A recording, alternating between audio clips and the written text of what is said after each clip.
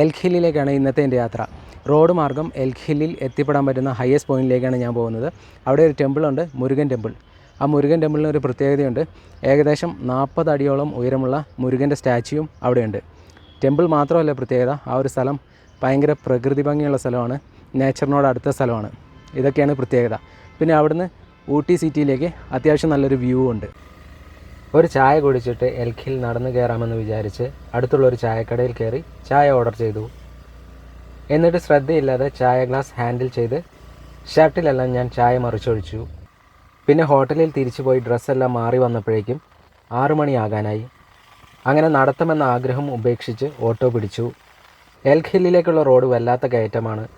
2 ആളെയൊക്കെ വെച്ച് ഓട്ടോ ഈ സ്ട്രെച്ചിലുള്ള ചില കയറ്റങ്ങൾ കയറൂ എന്നാണ് എന്നോട് ഓട്ടോക്കാരൻ പറഞ്ഞത്. വല്ലാത്ത കയറ്റം തന്നെ. റോഡും നാരോയാണ്. ഇവിടുത്തെ റോഡുകൾ ഡ്രൈവേഴ്സിനെ ഹൈലി സ്കിൽഡ് ആക്കും.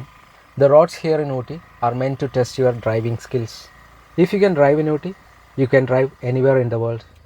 നമ്മളിപ്പോൾ പോണ ടെമ്പിൾ ഇരിക്കുന്ന സ്ഥലത്തിൻ്റെ 2 സൈഡും കാടാണ് കേട്ടോ. വൈൽഡ് എൻകൗണ്ടേഴ്സ് ഉണ്ടാകാൻ ചാൻസ് ഉണ്ട്. ഊട്ടി എറ്റിൻസ് റോഡിലെ ATC ബസ് സ്റ്റാൻഡിൽ നിന്ന് മാക്സിമം 3 കിലോമീറ്ററൊക്കെ ഉള്ളൂ എൽക്ക് ഹില്ലിലേക്ക്. ഊട്ടി സിറ്റിയിൽ നിന്ന് 3 കിലോമീറ്റർ അകലെ കാടുണ്ട്. പക്ഷേ വന്യമൃഗങ്ങളൊന്നും സിറ്റിയിലേക്ക് വരാറില്ല. എന്തായിരിക്കും കാരണം? നമ്മുടെ നാട്ടിൽ വന്യമൃഗങ്ങൾ കിലോമീറ്ററുകൾ സഞ്ചരിച്ച് ജനവാസ സ്ഥലങ്ങളിൽ വന്ന് ജനജീവിതം ദുസ്സഹമാക്കുന്നുണ്ട്. ഇവിടെ വന്യമൃഗങ്ങൾ അവരുടെ ടെറിട്ടറി വിട്ട് സിറ്റിയിലേക്ക് ഇറങ്ങുന്നുമില്ല. Here in Ooty wild animals no their boundaries, no trespassing. ആരാണാവോ ഈ വന്യമൃഗങ്ങളെല്ലാം ട്രെയിൻ ചെയ്യുന്നത്? അയാളെ കേരളത്തിനും ആവശ്യമുണ്ട്. ഈ ക്ഷേത്രത്തിൻ്റെ ഭംഗിയും സ്ഥലത്തിൻ്റെ ഭംഗിയും ആസ്വദിച്ച് റോഡിൽ നിൽക്കുമ്പോഴാണ് തൊട്ടടുത്ത കാട്ടിൽ നിന്ന് ഒരനക്കം കേട്ടത്. തിരിഞ്ഞു നോക്കിയപ്പോഴിതാ ഈ ഭീമനെയാണ് കണ്ടത്.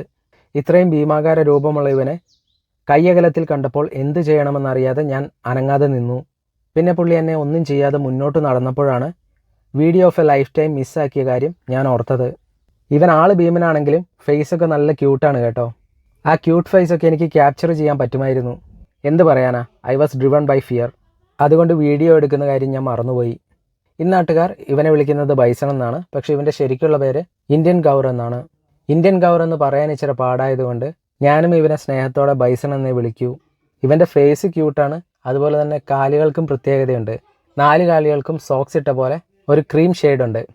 ആ കളറിനെ ക്രീം എന്നല്ല പറയുക, ഇനി ഒരു വൈറ്റിഷ് യെല്ലോയിഷ് എന്ന് പറയണോ? കളർ എന്താണെന്ന് നിങ്ങൾ തന്നെ തീരുമാനിച്ചോളൂ. എന്തായാലും 4 കാലുകൾക്കും സോക്സ് ഇട്ട പോലെ തന്നെയാണ്. ഇപ്പം നമ്മൾ ബൈസണെ മാത്രമേ കണ്ടുള്ളൂ. കൂടുതൽ രാത്രിയായാൽ ഇവിടെ കരടിയൊക്കെ വരും എന്നാണ് പറയുന്നത്.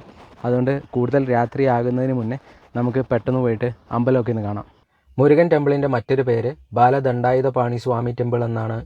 ഈ ക്ഷേത്രം സ്ഥിതി ചെയ്യുന്ന എൽക്ക് ഹില്ലിൻ്റെ പഴയ പേര് മാൻകുണ്ട്രം എന്നാണ്. ബാലദണ്ഡായുധപാണി സ്വാമി മുരുകൻ്റെ ബാലസ്വരൂപമാണ്. ബാലദണ്ഡായുധപാണിയിലെ ബാല എന്ന ഭാഗം ബാലസ്വരൂപത്തെയും ദണ്ഡായുധപാണി എന്ന ഭാഗം ദണ്ഡം ആയുധമായി കയ്യിൽ പിടിച്ചവൻ എന്നുമാണ് അർത്ഥമാക്കുന്നത്.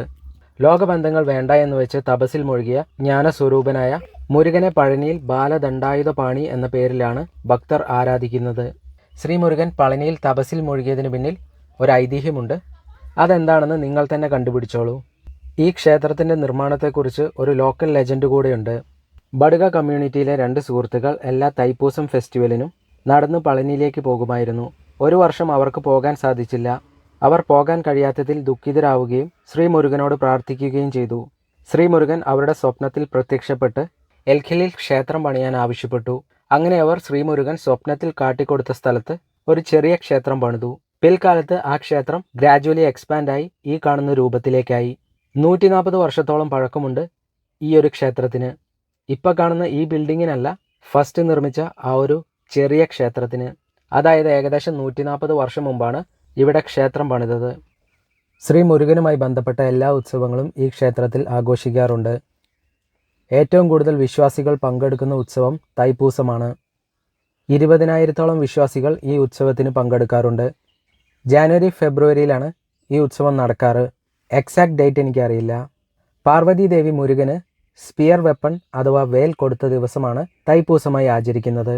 ഈ ക്ഷേത്രത്തിന് ഏകദേശം 108ഓളം പടികളുണ്ട്. പളനി ക്ഷേത്രത്തിന് 633ഓളം പടികളുണ്ട്. Elk hill Murugan temple Palani Murugan ടെമ്പിളിൻ്റെ ഒരു മിനിയേച്ചർ റെപ്ലിക്കയാണെന്ന് വേണമെങ്കിൽ പറയാം. ഈ ഒരു മുരുകൻ സ്റ്റാച്ചുവിന് 40 അടിയോളം ഉയരമുണ്ട്. മലേഷ്യയിലെ ബാറ്റു കേവ്സിലെ ശ്രീ മുരുകൻ സ്റ്റാച്ചുവിൻ്റെ ഫീച്ചേഴ്സ് എല്ലാം മാച്ച് ചെയ്യുന്ന പോലെയാണ് ഈ ഒരു മുരുകൻ സ്റ്റാച്ചു പണിതിരിക്കുന്നത്.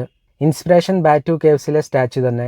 ഇതാണ് വേൾഡിലെ തന്നെ സെക്കൻഡ് ഹയസ്റ്റ് സ്റ്റാച്ചു എന്നാണ് 2012 ഇത് നിർമ്മിച്ചപ്പോൾ ക്ലെയിം ചെയ്തിരുന്നതെങ്കിലും ഇപ്പോൾ സേലത്ത് 146 അടി ഉയരമുള്ള ശ്രീ മുരുകൻ്റെ സ്റ്റാച്ചു ഉണ്ട്. ഈ ക്ഷേത്രത്തിലെ മെയിൻ ഡീറ്റി ശ്രീ മുരുകനാണ്. ശ്രീ മുരുകനെ കൂടാതെ ജലകണ്ഠേശ്വരൻ, ജലകണ്ഠേശ്വരി, സിദ്ധിവിനായകൻ, ഭദ്രകാളി, അഷ്ടദുർഗ തുടങ്ങിയ വിവിധ ദൈവരൂപങ്ങളെയും ഇവിടെ ആരാധിക്കുന്നു. ചുരുക്കി പറഞ്ഞാൽ ഭഗവാൻ ശിവനെയും പാർവതിയെയും ലോർഡ് ഗണേശയെയുമെല്ലാം ഭക്തർ ആരാധിക്കുന്നു. എൽക്ക് ഹിൽ ടെമ്പിൾ സ്ഥിതി ചെയ്യുന്നത് ഏകദേശം സീ ലെവലിൽ നിന്ന് 2240 മീറ്റർ ഉയരത്തിലാണ്.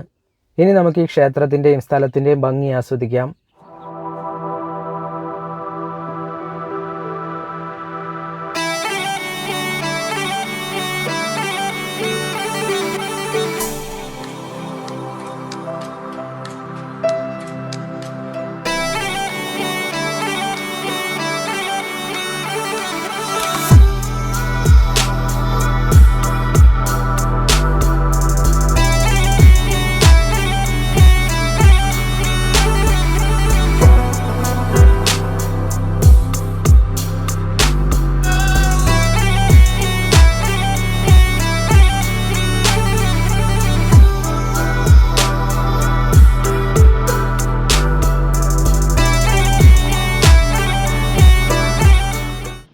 എൽക്ക് ഹില്ലിന് ഈ ഒരു പേര് കൊടുത്തത് ബ്രിട്ടീഷുകാരാണ്. അവർ ഇവിടെ വന്നപ്പോൾ ഇവിടെ കുറേ സാമ്പാർ ഡിയർ ഉണ്ടായിരുന്നു. അപ്പോൾ ആ സാമ്പാർ ഡിയർ എൽക്കാണെന്ന് അവർ വിചാരിച്ചു. അങ്ങനെ ഈ ഒരു സ്ഥലത്തിന് എൽക്ക് ഹിൽ എന്ന് പേര് കൊടുത്തു. അതുപോലെ തന്നെ ഇവിടെ അടുത്തായിട്ട് ടൈഗർ ഹിൽ എന്നൊരു സ്ഥലമുണ്ട്. അപ്പം അതിനെങ്ങനെയാണ് ആ ഒരു പേര് കിട്ടിയതെന്ന് നിങ്ങൾക്ക് ഊഹിക്കാവുന്നതേ ഉള്ളൂ. അവിടെ അവർ കുറേ ലെപ്പേഡിനെയോ അല്ലെങ്കിൽ ടൈഗറിനെയോ കണ്ടിട്ടുണ്ടാവും. അങ്ങനെ ആ ഒരു ഹില്ലിന് ടൈഗർ ഹിൽ എന്ന് പേരിട്ടു. എന്തായാലും ഇത് നല്ല അടിപൊളി സ്ഥലമാണ്. ഇവിടുന്ന് ഊട്ടിയിലേക്ക് നല്ലൊരു വ്യൂ ഉണ്ട്. അതുകൂടാതെ അമ്പലം കാണാൻ നല്ല ഭംഗിയുണ്ട്. മുരുകൻ്റെ ആ ഒരു ഇനോമസ് സ്റ്റാച്ചു കാണാൻ ഭംഗിയുണ്ട്. മൊത്തത്തിൽ പ്രകൃതി ഭംഗി സൂപ്പറാണ്. പിന്നെ ഇവിടെ അധികം വൈകി വരാതിരിക്കാൻ നോക്കുക.